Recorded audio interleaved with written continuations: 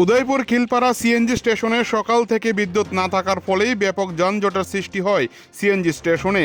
পরে বাধ্য হয়ে আজ বিকেল 4:30 নাগাদ খিলপাড়া ও কাকরাবন সড়ক অবরোধ করে অটো চালকরা।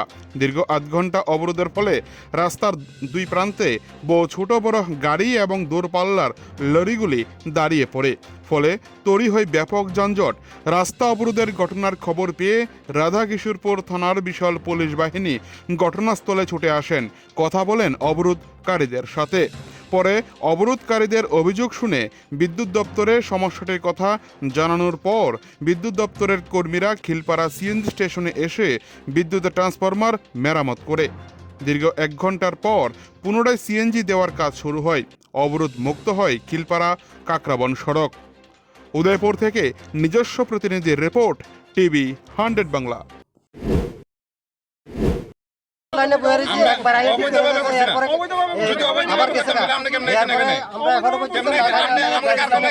কোন জায়গার সিএনজি স্টেশন এটা?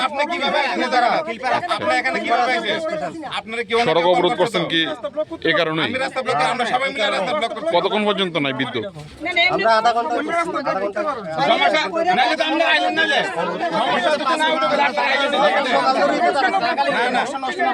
একবার ঠিক করে গেছে স্যার, এরপর আবার নষ্ট হয়ে গেছে। 10 মিনিট, আধা ঘন্টা 10 মিনিট দিছে, এরপর আবার কারেন্ট না, তারা যে মেশিন গুলো আছে লোডে কাভার দিতে পারে না, ট্রান্সফর্মার তারা কতবার বলা হয়েছে এই ট্রান্সফর্মার একটু পাওয়ারফুল বলা লেগা। তারা কি ধরে আমরা গরিব মানুষ একটু চালাই সিএনজি লেগা। আমরা খিলপাড়া 24 ঘন্টা কারেন্ট আছে, খিলপাড়া কিন্তু কারেন্ট গেছে না। তারা কিন্তু ফোন করে না, না কি আমরা কিন্তু কল সেকশনে ফোন করছি, কারেন্ট তো আমরা আছে, হ্যাঁ, তো আমরা অভিযোগ করতে পারি না।